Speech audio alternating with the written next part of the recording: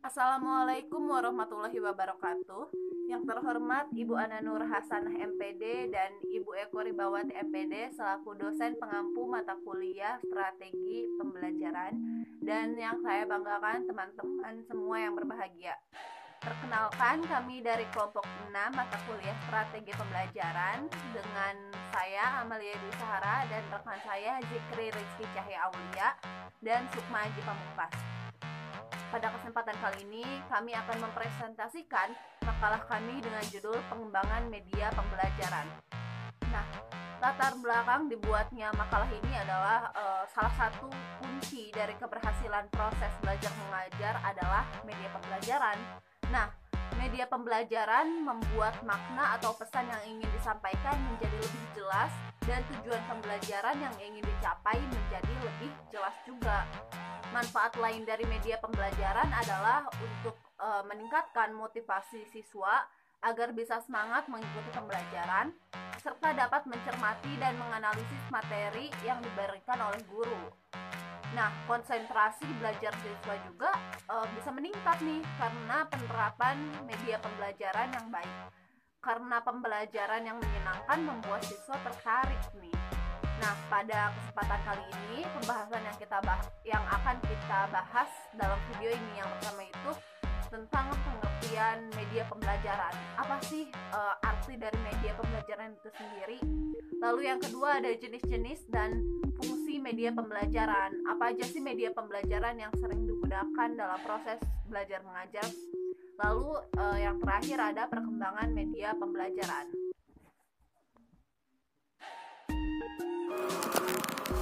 Assalamualaikum warahmatullahi wabarakatuh. Saya dari kelompok yang beranggotakan saya sendiri, lalu Amalia Dwi Sahara dan Zikri Rizky. Di situ kami akan menjelaskan mengenai pengembangan media pembelajaran yang berlatar belakang, yaitu salah satu kunci keberhasilan proses belajar mengajar adalah media pembelajaran. Media pembelajaran membuat makna atau pesan yang ingin disampaikan menjadi lebih jelas dan tujuan pembelajaran yang ingin dicapai menjadi lebih jelas. Manfaat lain dari media pembelajaran adalah untuk meningkatkan motivasi siswa agar bisa semangat mengikuti pembelajaran. Kita dapat mencermati dan menganalisis materi yang akan diberikan oleh guru. Konsentrasi bagi siswa juga bisa meningkat karena penerapan media pembelajaran yang baik. Karena pembelajaran yang menyenangkan membuat siswa tertarik.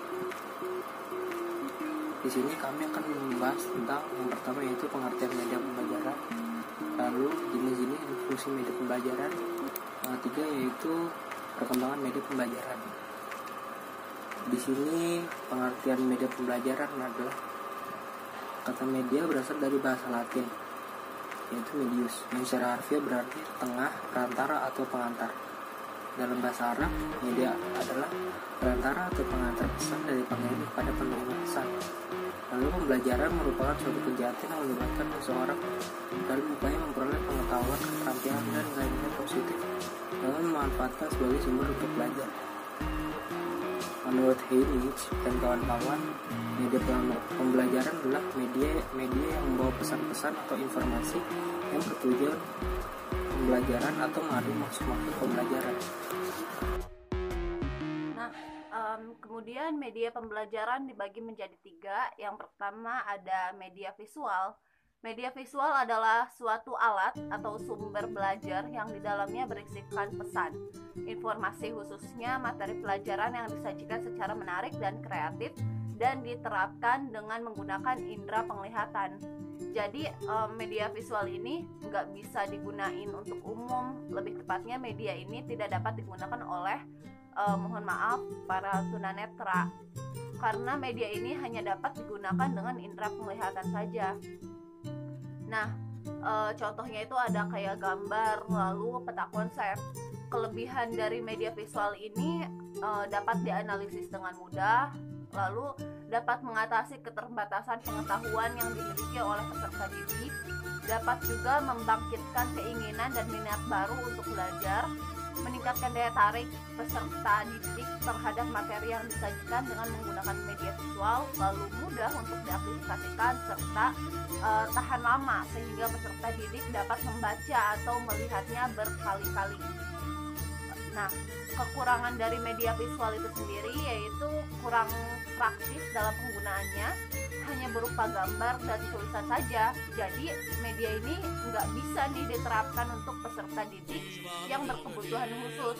Salah satunya adalah mohon maaf, tunanetra. Media ini tidak dilengkapi dengan suara, jadi kurang menarik.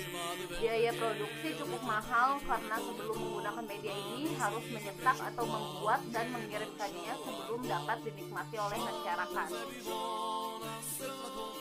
Lalu contoh jenis yang kedua itu ada media audio. Media audio atau media dengar adalah jenis media pembelajaran atau sumber bahan materi yang berisikan pelajaran yang disajikan secara menarik dan kreatif dengan menggunakan indera pendengaran dan berupa suara. Contoh media audio itu ada radio, lalu ada laboratorium bahasa. Nah, laboratorium bahasa merupakan media audio yang berfungsi untuk menunjang proses belajar mengajar dan penerapan penggunaan indera penglihatan. Jadi nggak cuma, kalau laboratorium bahasa ini nggak cuma indera pendengaran aja, tapi indera penglihatan juga, kayak mendengarkan percakapan bahasa asing, terus bahasa Indonesia, bahasa Arab, dan lain sebagainya. Kalau radio ini adalah media visual yang berupa benda atau alat yang dapat dipergunakan untuk memfasilitasi proses belajar mengajar dan diterapkan dengan menggunakan indera pendengaran. Fungsi radio sebagai media belajar adalah dapat memberikan informasi-informasi yang termuat di dalamnya. Kelebihan dari media audio itu sendiri, biayanya yang harus dikeluarkan hanya sedikit, jadi harganya tuh murah. Lalu mudah dibawa dan dipindahkan sehingga mudah dalam penggunaannya, dan materi dapat diputar kembali serta dapat merangsang kekreatifan pendengar atau peserta didik, dan juga dapat mengembangkan daya imajinasi seperti menulis, menggambar, dan sebagainya. Kekurangan dari media audio ini bersifat abstrak karena hanya berupa suara saja, sehingga pada hal-hal tertentu juga memerlukan bantuan visual.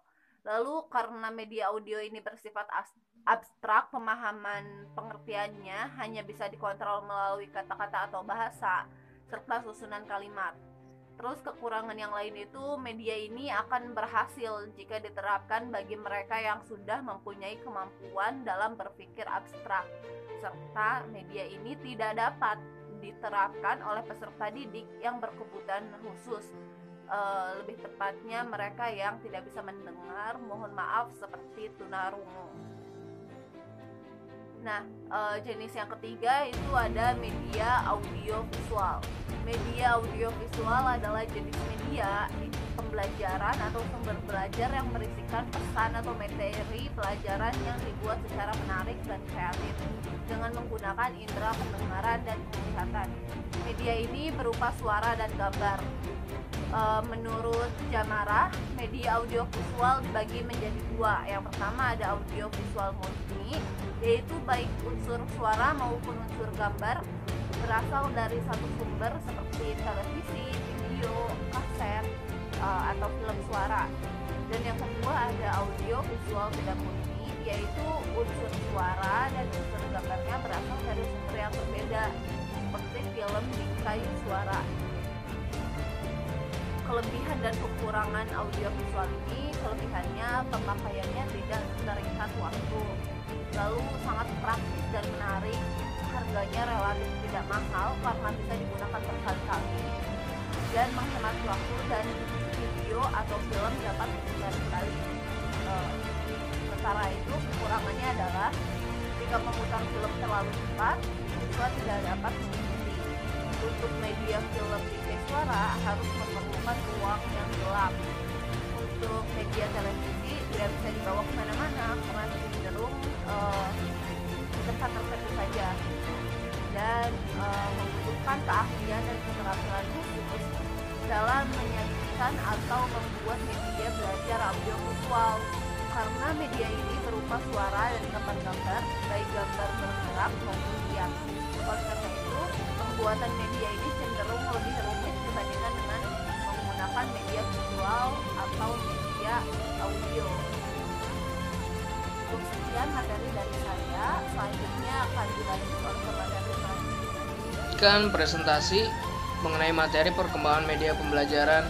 Seperti yang kita ketahui bahwasanya media pembelajaran itu tidak secara tiba-tiba muncul gitu. Akan tetapi melalui proses atau tahapan tertentu untuk diteliti bagaimana efektivitas dari media pembelajaran yang ditemukan ini terhadap pembelajaran yang diterapkan. Seperti yang kita ketahui juga bahwasanya proses belajar mengajar itu hakikatnya proses komunikasi antara pendidik dengan peserta didik melalui saluran atau media tertentu untuk menyampaikan isi atau materi dari yang ada di dalam kurikulum gitu. Untuk media pembelajaran yang pertama itu ada buku. Pada awalnya guru merupakan satu-satunya sumber untuk memperoleh pelajaran. Jadi peserta didik hanya tahu pengetahuan itu dari guru. Untuk perkembangan selanjutnya ada bertambahnya buku gitu. Pada masa adanya buku ini dikenal tokoh yang bernama Johann Amos Comenius yang tercatat sebagai orang pertama yang menulis buku bergambar yang ditunjukkan untuk anak sekolah. Buku yang ditulis ini berjudul Orbis Sensualium Pictus atau Dunia yang Tergambar yang diterbitkan pada tahun 1657. Jadi memang seperti yang kita ketahui bahwasanya historiografi mengenai tulisan atau informasi itu memang sudah berlangsung secara lama. Akan tetapi buku yang ditulis bergambar dan ditunjukkan kepada peserta didik itu pertama kali dicetuskan oleh Johann Amos Comenius pada tahun 1657. Buku bergambar ini kan tentu menjadi suatu hal yang baru juga di dalam dunia pendidikan karena memberikan ilustrasi kepada peserta didik tentang materi yang dikandung gitu, yang terkandung dalam isi buku. Yang kedua itu ada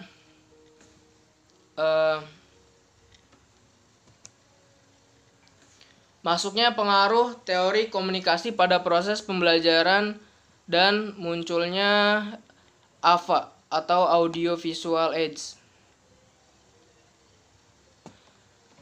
Pada masa pertengahan abad ke-20 atau pada akhir tahun 1950, teori komunikasi yang dipelajari oleh para ahli secara bersamaan dengan munculnya alat bantu visual mulai mempengaruhi penggunaan alat visual yang ketika itu dianggap berguna sebagai penyalur pesan atau informasi belajar gitu, sehingga berdampak pada komunikasi pembelajaran yang dilakukan oleh guru pada waktu itu.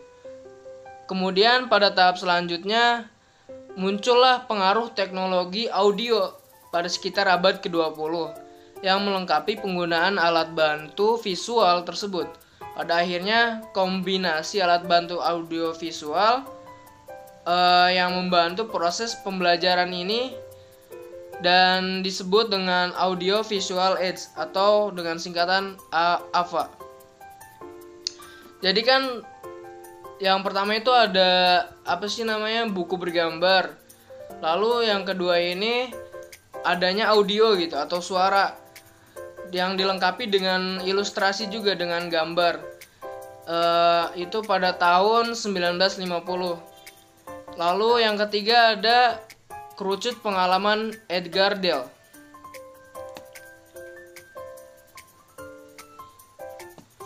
Bersamaan dengan munculnya AVA, Edgar Dale ini membuat 12 klasifikasi tingkatan pengalaman belajar yang dari yang paling konkret sampai yang paling abstrak untuk membantu membuat alat bantu visual audio yang lebih membantu siswa dalam belajar.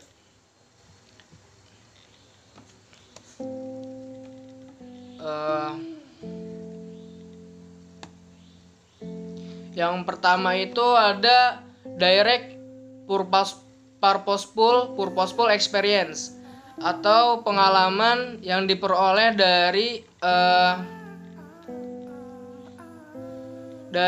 kontak langsung dengan lingkungan, objek, binatang, manusia, dan sebagainya.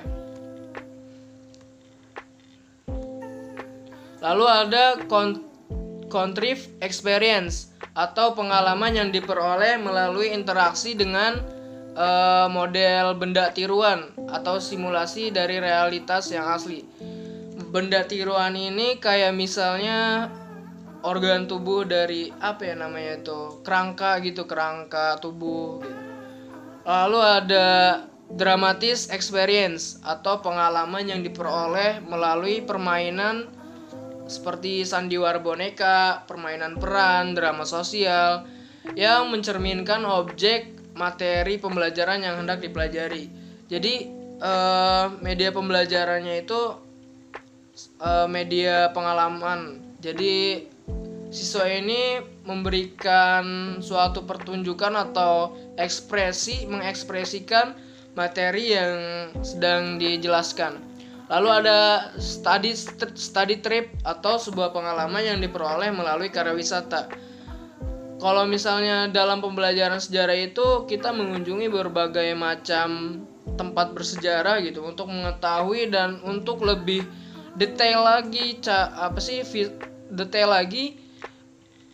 kondisi lingkungan di sana itu seperti apa gitu. Lalu ada exhibition atau pengalaman yang diperoleh melalui pameran.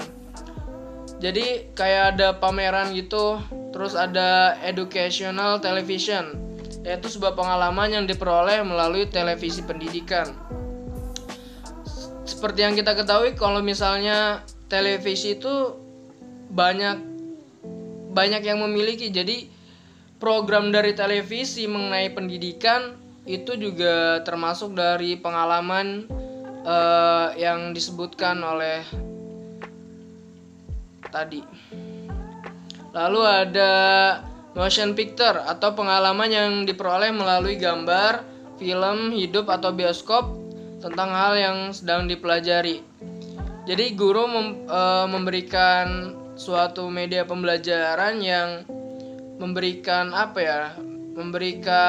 gambar, film terkait materi yang sedang dijelaskan. Lalu ada still picture.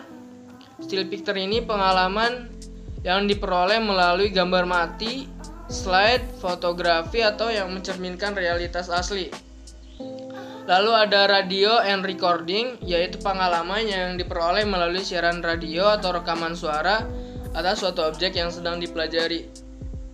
Lalu ada visual symbol, yaitu pengalaman yang diperoleh melalui penuturan kata-kata, yang merupakan pengalaman belajar yang paling rendah tingkat visualnya bagi siswa gitu. Lalu ada pengaruh behaviorisme B.F. Skinner. Setelah adanya perubahan pada asumsi dasar mengenai pentingnya alat bagi penyampaian gagasan kepada siswa, pada saat itu teori behaviorisme yang digagas oleh B.F. Skinner mulai mempengaruhi penggunaan media dalam kegiatan pembelajaran. Teori behaviorisme mendorong diciptakannya media yang dapat mengubah tingkah laku siswa sebagai hasil proses pembelajaran. Produk media pembelajaran yang dilandasi oleh teori ini adalah diciptakannya teaching machine atau mesin pengajaran dan program instruction atau pembelajaran yang terprogram. Mungkin cukup sekian dari penjelasan perkembangan media pembelajaran.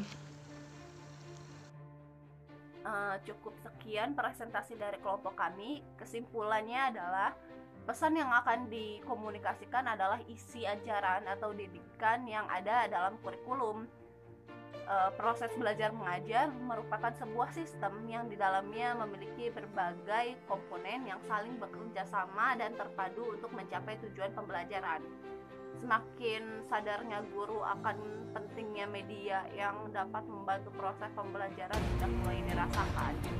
Semakin meluasnya kemajuan di bidang teknologi serta ditemukannya dinamika proses belajar, maka pelaksanaan kegiatan pendidikan dan pengajaran semakin menuntut dan memperoleh media pendidikan yang bervariasi secara luas.